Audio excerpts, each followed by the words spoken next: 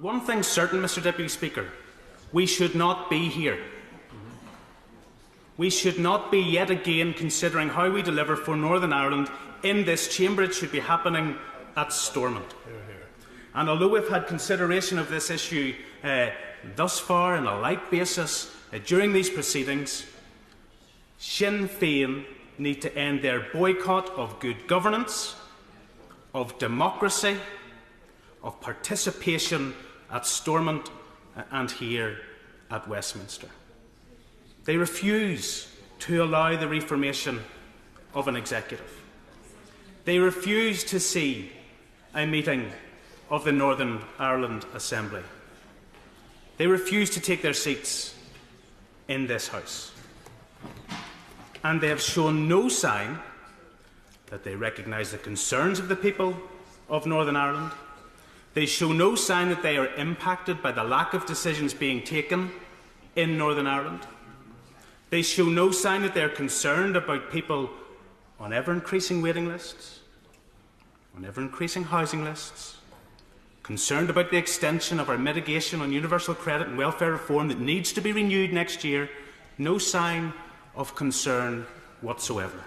But there has been a dereliction of duty, Mr Deputy Speaker. The opportunity to serve the people is not being taken by one party and one party alone. And as they hold out for a purely partisan and a purely narrow agenda that they have, everyone else in Northern Ireland suffers. And be under no illusion about our approach to these issues.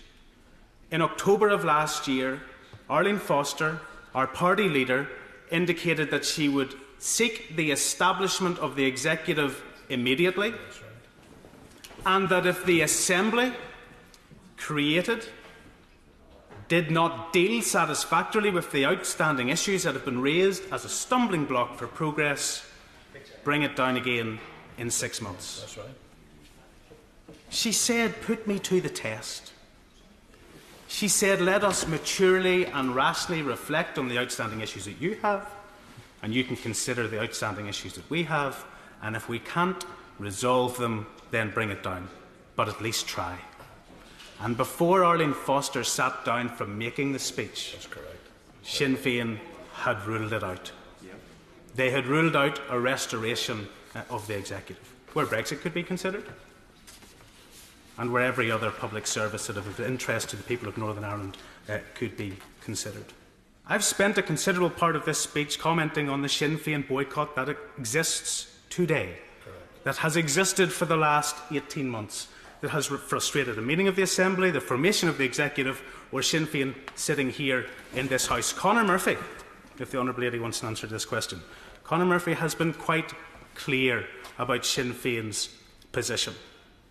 When we met at the steps of Stormont in August this year, and we asked in the interests of everyone in Northern Ireland for Sinn Féin to end their boycott, what was Conor Murphy's response? We envisage ministers being appointed by April 2019.